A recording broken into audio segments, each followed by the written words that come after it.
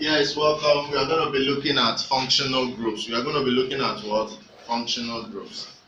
Every organic compound normally has two groups: the archaic group and the functional group. The archaic group and the what? Functional group.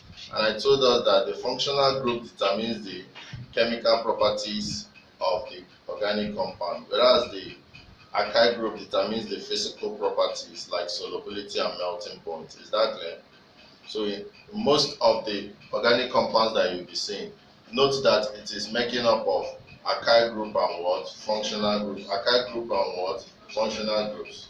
The archaic groups determine the physical property, whereas the what? The functional group determine the what? Chemical property. So what is a functional group? A functional group is an atom, a radical, which are a group of atoms, or a bond common to a homologous series, and which determines the main chemical properties of the series. So you see, the functional group is the group that determines the what? The main chemical properties of the series. An archaic group is a fairly inert chemical, the archaic group is fairly inert chemically because of the stability of the carbon-hydrogen what? Bond. You understand? So chemically, the archaic groups are stable, so they don't engage in chemical reactions. So it is actually the functional groups that do what? Engage in chemical reactions. So examples of functional groups are, if you come to the alkanes, they don't have any functional group. You understand?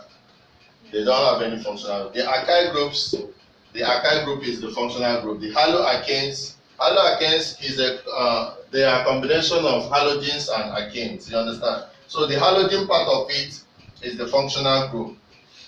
Alkanols has something to do with the hydroxy group. Can you see the hydroxy group? The hydroxy group is the functional group. For ethers, this line is the functional group. For carboxylic acids, the COOH is the functional group. You understand? For alkanones, the CO is the functional group. For alkanals, the HCO is the functional group. For ethers, OR is the functional. So you need to be able to pick out the functional groups. So whenever you look at the formula, you should be able to tell the functional group. What is the functional group for this? This place is the functional. This is the functional group. This is the functional group. Immediately you remove the R. The other part of the formula is the what? Functional group, and that is what determines the chemical property of the homologous series. Very, very important. If you are asked what are the effects of archaic groups and functional groups on the chemical properties, what are the effects?